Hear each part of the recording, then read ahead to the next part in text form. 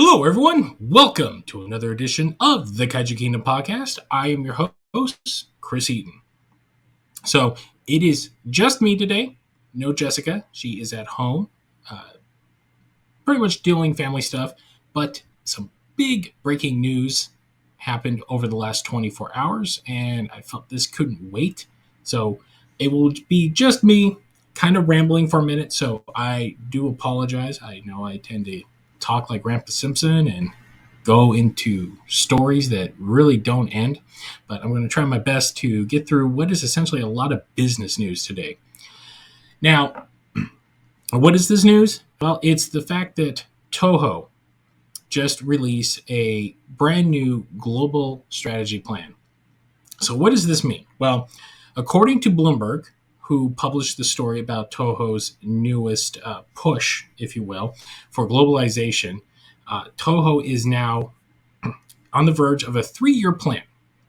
And that 3-year plan involves investing 120 billion yen, roughly $1.2 billion American, into expanding into the global market.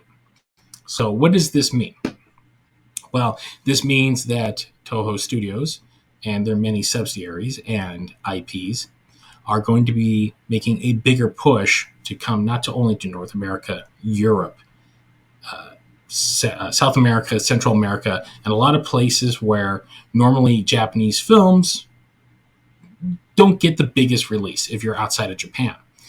Now, why is this a big deal? Well, for the longest time, Toho pretty much focused on Japan, and rightfully so. That's what a lot of Japanese companies do, unless you're like a car company or in electronics manufacturing, where that global market is your biggest asset. Entertainment's a little bit different because you're dealing with things like language barriers. Now, for the longest time, Toho would license any of their movies to a distributor. Distributor would release it out here, and that's how we would get home video releases and things like of that matter. Best case example that I can give you right now, the last few Miyazaki movies, especially The Boy and the Heron that just came out last year, that's a Toho production, even though, yes, it's under Studio Ghibli, but Toho produced it.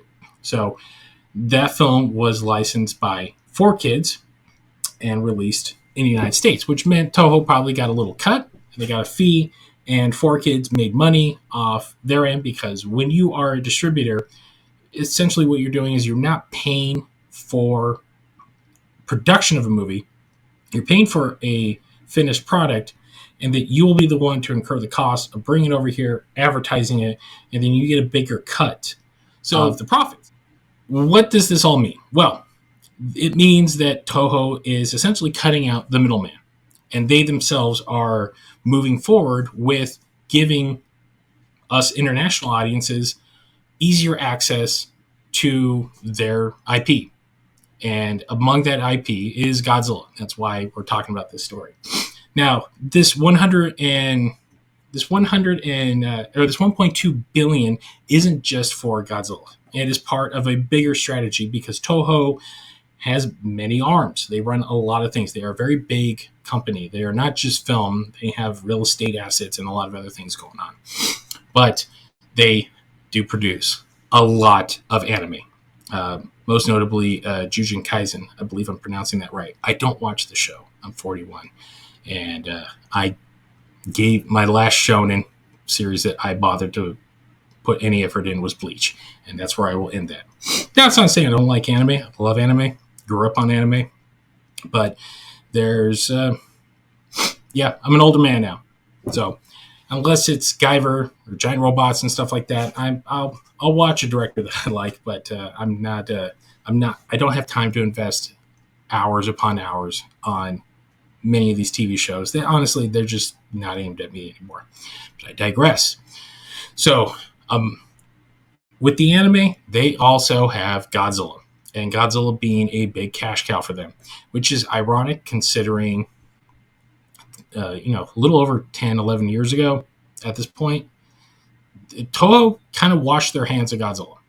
Godzilla famously took a break in 2004 after Final Wars, and that was it. The Japanese market pretty much was like, yeah, it's cool, but movies are moving on.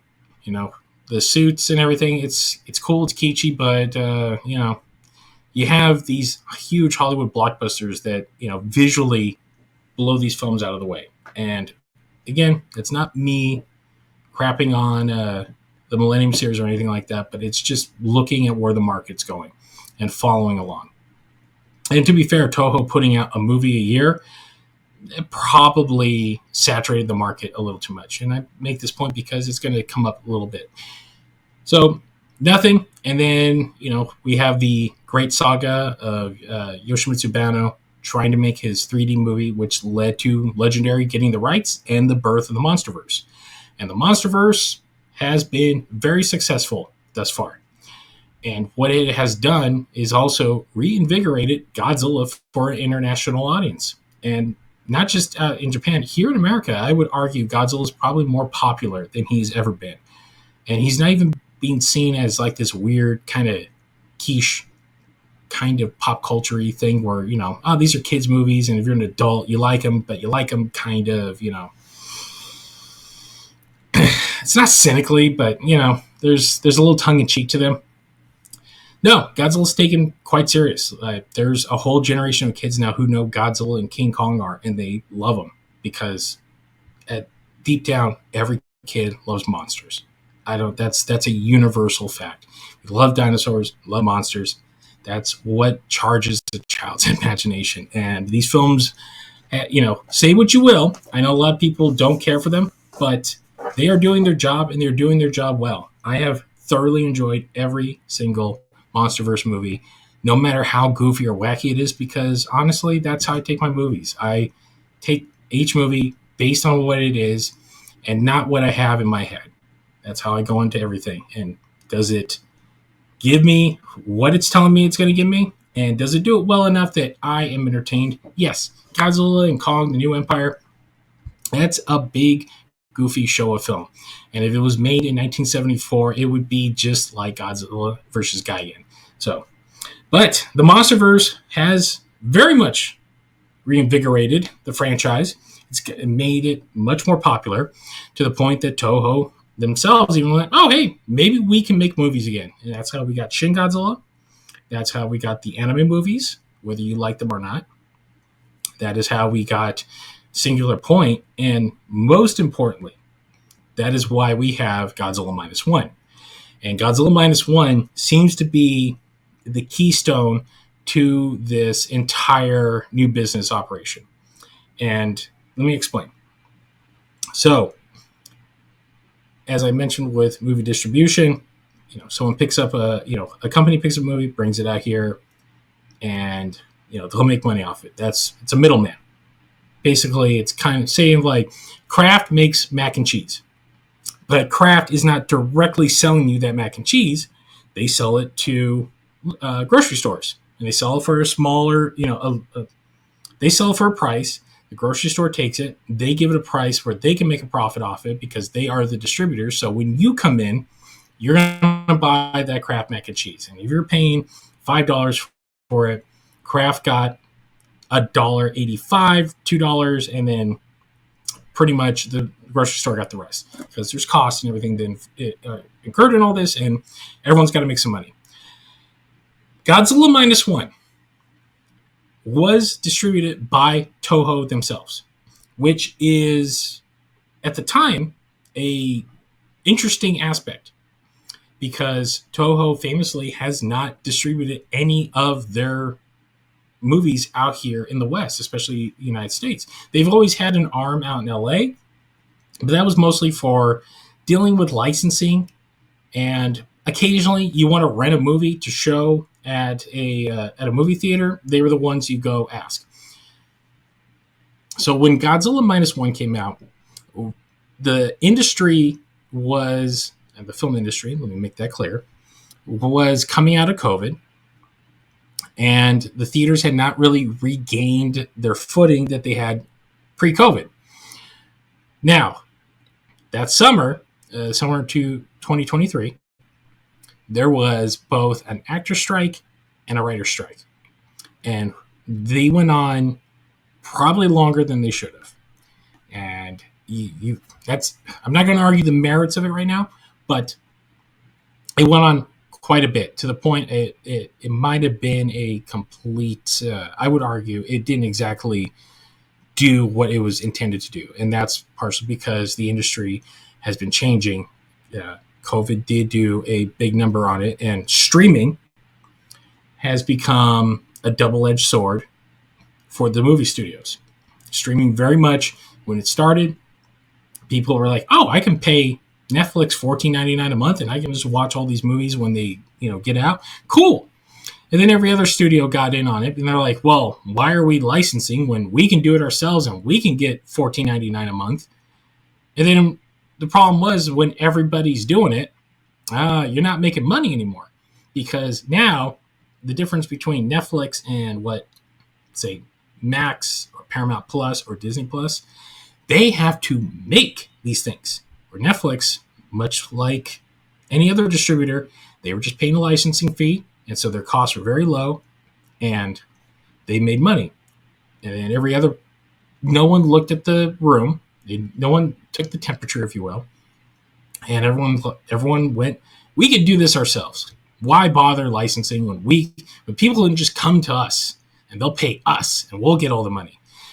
Well, there's a lot of overhead with that. You have to build a streaming service. You have to build servers. You then have to pay for content. You have to make these things. And these studios spent a lot of money on Disney Plus, all the Marvel shows, the Star Wars shows. And when COVID came around, that seemed to be what they thought was going to be the saving grace, because who's going to go back out? So they put all these huge, big budget movie quality shows and actual movies. Mulan famously got released on Disney, even though you had to pay an additional fee for it. And the problem was that they trained their entire audience that would pay to go to the movie that if you just wait a month, it'll be on streaming and you can watch it from your living room. And that's not exactly a good thing, because you can watch a movie as many times as you want for that $14.99. Unlike going to a movie where you pay for your one showing, your one ticket, and it's between $8 to $15 depending where you're at. I went LA where I lived. I was paying nearly $20 a ticket to go to some of these more premium theaters. So that is box office. That's a lot of money coming in. And when you have people that share their passwords, and you can have several TVs set up in one household, and you can watch those movies as much as you want, you lose a lot of cash. And unfortunately, it seems like the people in charge are just now realizing it. So when the strike hit, and streaming was a big reason for the strikes, the studios took what they had on the docket and started shuffling things around, because they didn't know how long this thing was going to go on. So that meant a lot of big films. Most notably, Doom 2, or Doom Part 2, got moved away from Thanksgiving weekend into March. At the beginning of March, and then Godzilla and Kong would be at the end of March. So there wasn't a lot of competition out there. You had I think there was one or two big films that were left out there, but beyond that, not a lot. So smash cut to December 1st of 2023, a month after it came out in Japan, Godzilla Minus One hits American screens, and it was meant for 2 weeks. It was only meant for 2 weeks. So that meant you see it, because Toho themselves thought, yeah, we got a kind of a flashy Godzilla movie, but it's nowhere near the budget of the Monsterverse films. And not only that, it's an all Japanese cast. They did not dub the film. It was subtitled. And they pretty much thought, like all the other films, most notably how Shin Godzilla did out here, which was released by Funimation, who no longer exists. They thought, hey, we'll make a couple extra $1 million. It's gravy. The movie's doing very well in Japan. That was our market. So, cool. Well, tide turned. Without a lot of options, people showed up for Godzilla Minus One. Probably because a lot of people thought, hey, this is another Monsterverse film. And then there are fans like us who knew, oh, this is Toho's next installment. This is a Japanese Godzilla movie. Either way, a lot of people came out those first 2 weeks, and more than even Toho assumed that would show up. Because here's the thing, this movie got word of mouth. This movie, because it's that good, Takashi Yamazaki, he knocked it out the park. That movie made people believe again. It made them believe. And what was supposed to be a 2-week run ended up being 2 months and accounted for the bulk of its $4 million worldwide box office. I think it accounts for like 60 or 70% of that. Because people went, this is a great movie. It's a all Japanese cast. It's in Japanese and it's subtitled, but it's that good. I had family members who know that I love Godzilla. And normally they would never watch any of these films. They didn't even bother with the Monsterverse films. And they went and saw it. And they saw it several times because, again, nothing else out there. And it was that good. It's a Spielbergian film that Spielberg himself never made. So, what does that mean? Well, Toho made a lot of money. The theaters made a lot of money, and Toho made a lot of money. So the movie theaters got a nice chunk of change because that's how their business operates. Usually the box office is split, if you're lucky, 50-50.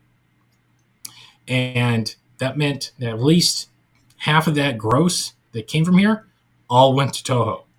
And we know that that movie did not cost that much. It cost roughly, I think the ballpark that's thrown out there is between $10 to $12 million, which is insane if you really think about it because of how good that movie looks.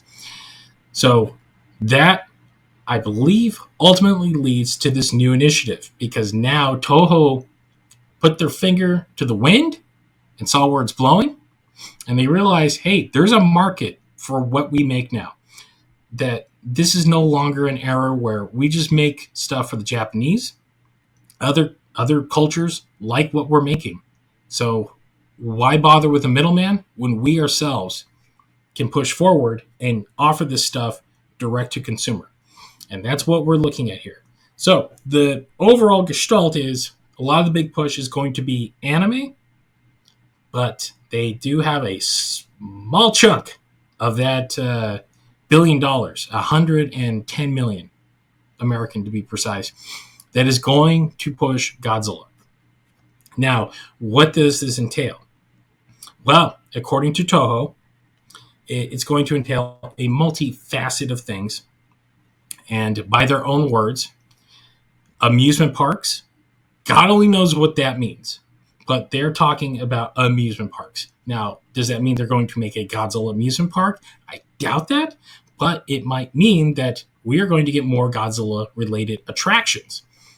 Hope against hope that they bring the Yamazaki ride that's at Siobhan, maybe international. We might get a chance out here in America. If you can't go to Japan, you might get, hope that could be part of it. I don't know. I'm just spitballing here. But what I'm assuming is that they are going to be producing actual attractions of some sort.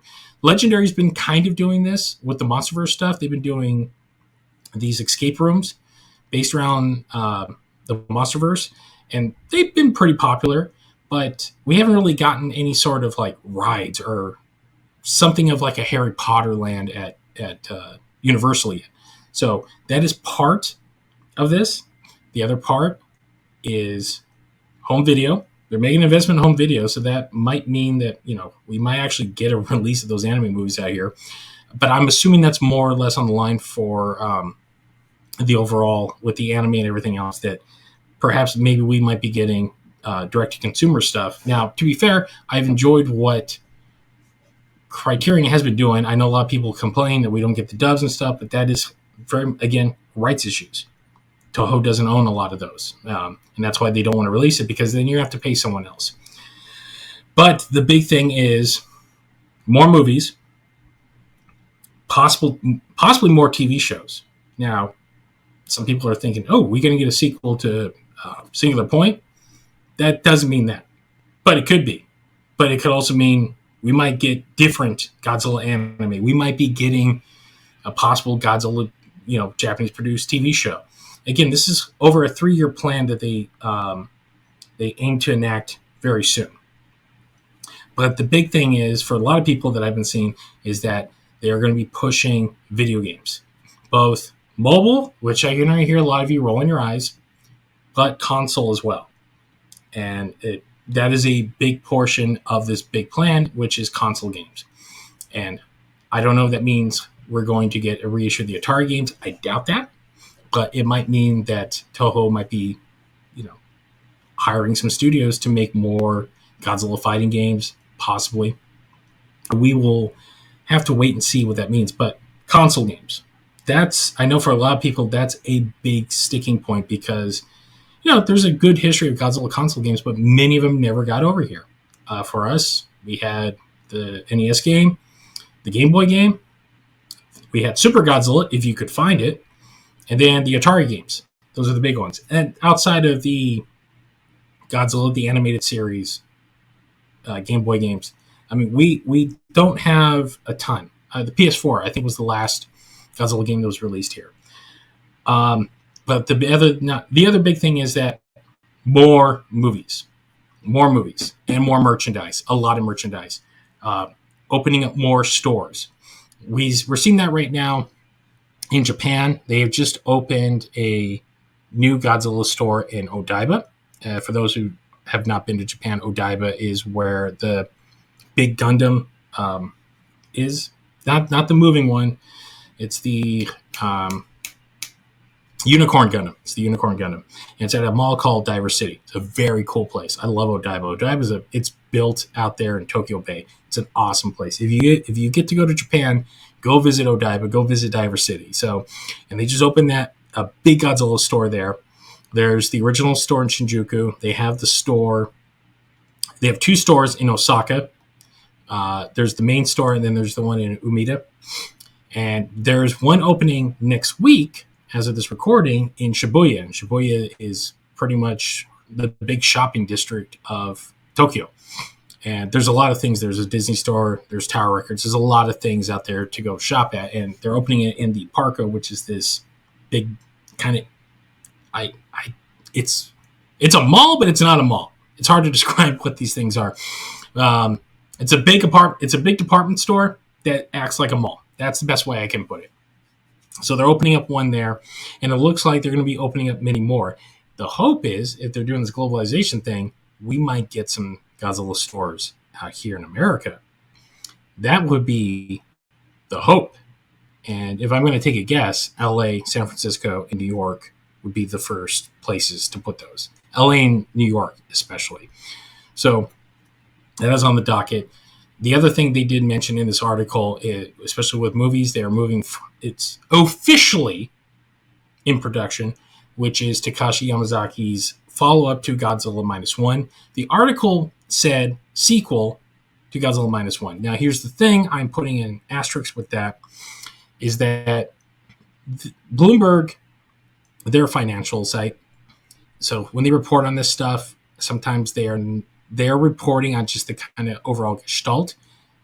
I'm not saying that it's a direct sequel. It could be related, but we already know Yamazaki's doing a new movie. Most likely it'll probably be out next year for Godzilla Day in Japan. But I'm hesitant to say it's going to be a direct sequel. He's cooking something. We'll probably know by the end of this year what this film is going to be, and ideas of what it's going to be, and if it's going to be a sequel to -1. But I am hesitant to say that because they were probably just given information by Toho about what they're doing here, and they're like, yeah, we're Yamazaki's doing another Godzilla movie, and they just kind of put two and two together. So I would hold off on saying, hey, we're getting a -1 sequel, because we might not be getting a -1 sequel. We might just be getting something new that Yamazaki's cooking up. And whatever it is, I think we're all in. I don't think that is going to be that's not going to be a hard sell for anyone to see another Yamazaki movie. And considering that he was at CinemaCon, it used to be Show West, a week and a half ago, and mentioning that he has set up his first American film, which is going to be called Grand Gear. And he has said, no, it's not going to be a monster film. It is a sci-fi film, and it's going to be his first English-produced film, and J.J. Abrams is producing it. He's writing it. We don't know anything else, but he did clarify Godzilla's first, and then Grand Gear is after that. So I got a feeling that he's probably going to be really heavily working on getting Godzilla done in time, so that way he can come to America and make his first American film. I got a feeling that that's a very big deal for the man. Many Asian directors have come over, and to be fair, they've been hit and miss. Unfortunately, a lot of Korean directors have come over here, and not everyone can be Bong Joon-ho, and even Bong Joon-ho cannot be Bong Joon-ho at times. So that is another topic for another day. So we're getting a lot of Godzilla over the next 3 years, and a lot of it is because -1, and a lot is because of the Monsterverse. And Toho is going, we're all in. They are putting all their chips on the table, and they're going to make it easier for us fans out here in the West to access this stuff. So we've already seen the American Godzilla store pop up online, and we've been able to buy some of the store exclusive stuff that gets over here. I mean, not everything makes it over here, but a lot of the stuff does make it over here. I think the next push is probably going to be maybe putting the Bandais properly in stores, like the Bandai vinyl figures. That might be a big thing, but I got a feeling perhaps a proper Godzilla store is on its way. It also means that Toho's probably doubling down on more movies. After this Yamazaki movie, I can't fathom them, unless this movie tanks horribly, and I cannot fathom in a world where that happens. But to be fair, everyone thought Joker 2 was going to make all the money in the world, and it tanked. Now, to be fair with that, they went in a different direction of what that first movie was. So unless Yamazaki's doing something like that, I don't think for a second that that's what he's doing. The man's passionate about his craft. I don't think he's aiming to ever make like a intentionally bad film to shove it to other people. But this means we're going to get a lot of Godzilla, and this is completely independent from the Monsterverse. And we got some Monsterverse news in a minute, but Legendary is all in on their Monsterverse stuff. It's one of the few things that's really making the money right now. Dune is making the money. They're all in on Dune. So those are their two big franchises right now. We know that there's another Godzilla Kong movie coming out. Monarch Season 2 just wrapped up. They're doing spin-off shows. We don't know what those will be yet. I got a feeling that maybe around Comic-Con we might get some news. Who knows? But they are all in on building this world and turning it into like a mega franchise. It's on the cusp. It's not Marvel yet. It's not Star Wars, but it's a lot more than I personally was ever expecting. I didn't think they would go past that Godzilla and Kong film. In many instances that probably would have been it. Like, we made 4. All right, that's cool. We're done. No, they're. I got a feeling as long as people are showing up for those things, they're going to keep cranking them out. So this raises a question, and this raises a concern that I have noticed with a lot of these IPs when they get exploited to the nth degree. And my points are Marvel and Star Wars. Personal opinions aside on either of those, because I do love a lot of what Disney's done with Star Wars, and I do love a lot of what Disney's done with Marvel. They've done great things, but there is such a thing as too much of a good thing. And I have said in the past, I've said it on this show, that delayed gratification always gets you more. You want people to be hungry for this stuff. You don't want to gorge on this stuff, because much like anything, you think you can eat pizza every day, but by the end of the week, you're kind of sick of pizza. It's just part of the human condition. We want some variety, and we want that hunger, if you will. And saturating the market could ultimately be a bad thing. And this is my worry, because I've lived through couple of the droughts. There are people who are older than me that lived through several of the droughts. And the fact that we're at this point in this fandom where Godzilla is very much mainstream, it is very much accepted by the general public now. Like, hey, this is a cool thing. Godzilla's cool. If you told me that as a kid, that people would be walking around with shirts with Godzilla on them, and people are like, that's awesome. Like, they know who these characters are. I would have spat in your face and called you a liar, because this was always a very weird niche thing for fans. I'm quite happy that we live in that world now, but it could all come tumbling down because, well, we're a cynical race. That's what we are at the end of the day. And when you have too much, you start getting away what we call the go away energy. In the parlance of wrestling, you got bad heat. It's not good heat. Good heat is people, are cheering for it. They're cheering for the bad guy to do it. But when you have what we call go away heat, that's just people like, we're done with you. Go away. And that is my worry. I'm 41 years old. I hope to live to 120. And I hope that, when I'm in some sort of cryogenic chamber, that I'm just ahead, I can still watch new Godzilla movies that are coming out. That is my hope. And my worry is that giving everyone too much of what they want will make that go away. And that is my main concern. Now, Toho could be smart about it and not do what Disney did and not oversaturate the market. I would argue that after Endgame, Disney probably should have taken a break on the Marvel films, maybe taken a year or two off, and then come back and got people hungry again, especially after having this big climax of this 10-year story that they were telling.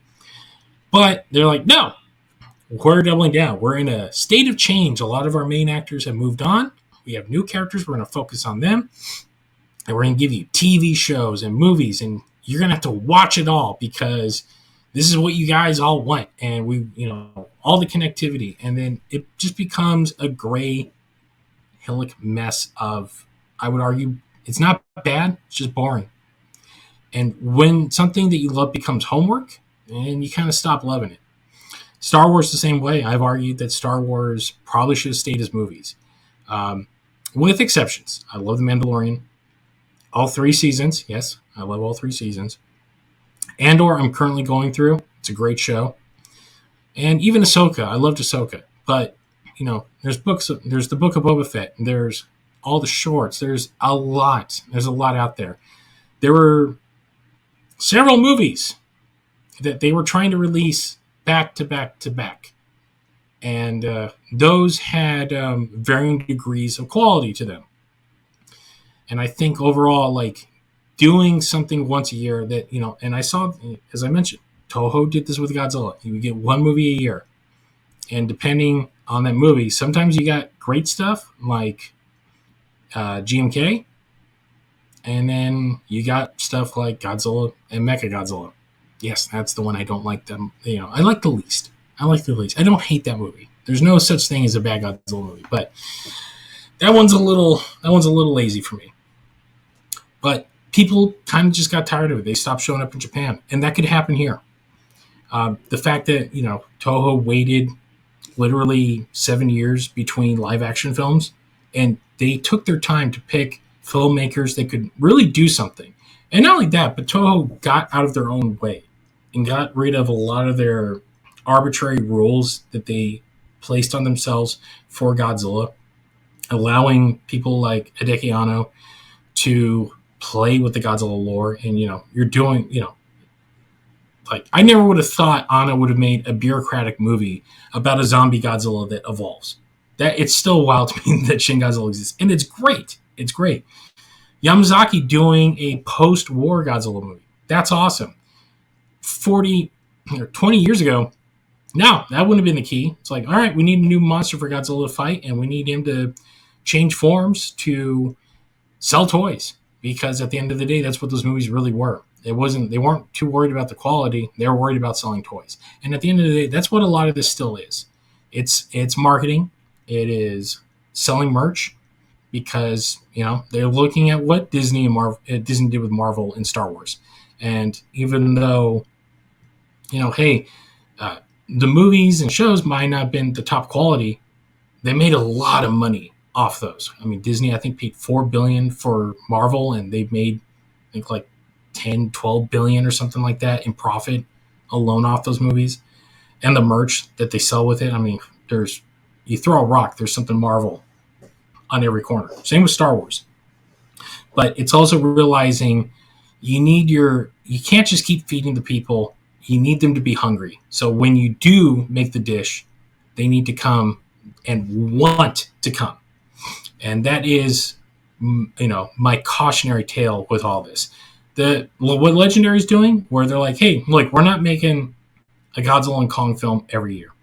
And I know some people are arguing, hey, can we go back to just doing Godzilla and Kong films? Well, I mean, at the end of the day, they're going with the formula that's working for them. And I do hope that we get another solo Godzilla movie and a solo Kong movie. Like this, the world that they have created absolutely can fit all that stuff. And I think people would happily go see another solo Godzilla movie and a solo Kong movie. But, they make you wait. There's between, I think the longest wait was 5 years between the 2014 film and Godzilla King of the Monsters. And, we had Kong in there in the middle. That was cool. And then we had 2.5 years between 1920. Yeah, we have about 2 years in between that and Godzilla versus Kong, and then another 3 years. That's a good amount of time to wait because you want it to kind of settle in. You want people to take in, really get entranced with these characters that especially when you're introducing new characters. You want people to really get into that, and then you want part of the fun is the building of what's next. The speculating. You want fans to speculate. You want people to be hyped for what's coming next. And, at least with Toho, they're in another country, they're in another language. It's a little harder for that stuff to kind of get out. I mean, look at all the news and rumors that we had about -1. I mean, there was a point where we thought Godzilla was going to fight a non-mutated version of himself, and that is not what we got at all. But to be fair, there was a little smidgen of truth in that because we got the Odo Island Godzilla in it. So it's a little easier for a studio in another country that doesn't speak English to hide some of that stuff. Where out here, it's a lot harder. Case in point, to my other bit of news, the next Monsterverse movie, which is another Godzilla Kong crossover, is currently filming. We have a tentative list of cast. Dan Stevens is back as Trapper. There's a lot of people in there, but a big bit of news that broke today, which made my 9-year-old heart just explode. Sam freaking Neill is joining the Monsterverse. Not since Kurt Russell showed up in Monarch has this guy right here been over the moon. Say what you will about Monarch, but all the modern stuff, no, I take that back. All the flashback stuff was great. White Russell, awesome.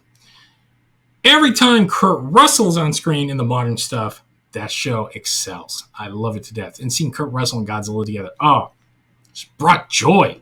Brought joy to this grown-ass man. Sam Neill, I don't think I need to mention. He's Alan Grant. And much like every red-blooded American kid that was alive in the 90s, we all watched Jurassic Park. We all love Jurassic Park. And I do love Sam Neill as an actor. He's been in a lot of great movies. A lot of people love Event Horizon. I'm not one of those, but he's been around the block. Go watch Mouth of Madness, John Carpenter film. Fantastic in it. Or if you want to see him play a really good bad guy, pick up Daybreakers. It's a vampire movie. He's amazing in that. So I am thoroughly looking forward to what he's going to be doing. The idea of Alan Grant with Godzilla and Kong just tickles me pink. I know I've already seen a lot of people going like, oh, they're going to kill him off. They probably will. I don't know. The man's 77 years old. So I don't think he's going to be doing a lot of physical stuff in this movie, but I could be wrong. We don't know. We have no idea what this next film's about. It's not coming out for another 2 years. They're just now filming this thing. So it can be a lot of things. But the fact that Sam freaking Neill is in a Monsterverse film. We're getting closer. I need Jeff Goldblum in there. And I still, to this, I am salivating at the idea of Nicolas Cage in a Godzilla movie, because then I could arguably die happy, because I love Nick Cage, I love Godzilla, and I think crazy Nick Cage in a crazy Godzilla movie, that is my little bit of heaven right there. So, yes, those are the big news bits. Now, wrapping up all this, because yes, it's been 40 minutes of me ranting on. At the end of the day, Toho's going to Toho. They're going to do what they're going to do. And again, it could turn out to be a good thing. Toho could, measure themselves, if you will, and, put this stuff out a little bit at a time. Where it's going to be a year or two before we see what these bigger plans are for their globalization. But it's sounding like, it's a lot of it's going to be, out here in America and probably the UK.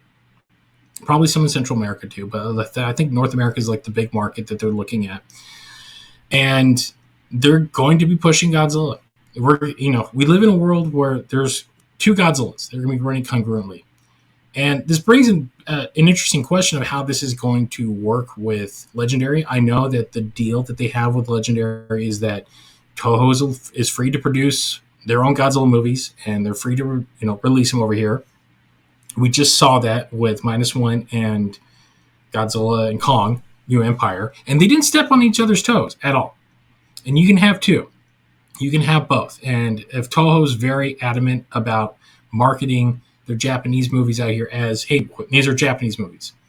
These are not the same as the Monsterverse stuff, so we're offering you, where Legendary's giving you pizza, we're giving you steak. Not the same thing. Could be a very good thing, or it could be a boom. We don't know.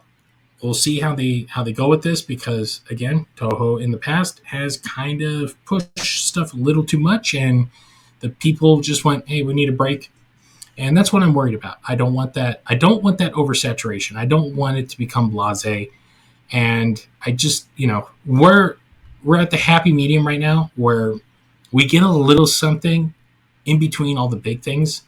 And it's just enough to let us, get us through. I mean, right, currently we're about a month away from a brand new manga that's coming out. And it's being teased on X for the last couple of weeks with designs like the new characters. We've got a little tease of Godzilla's design. The Gotengo's back. There's some Iris-looking monster that they just teased the other day. So they are expanding their horizons. Just don't go so fast that you hit the wall. That's all I'm saying. So, if you want to comment on any of this, remember, you can find us on social media.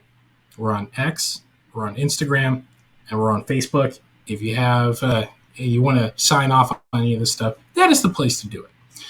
So, on that note, I'm going to wrap up this solo episode because it's quite late where I'm at, and I'm pretty sure all of you are sick and tired of listening to my nasally voice, but wanted to touch upon this late breaking news because it has very large implications for our future as fans.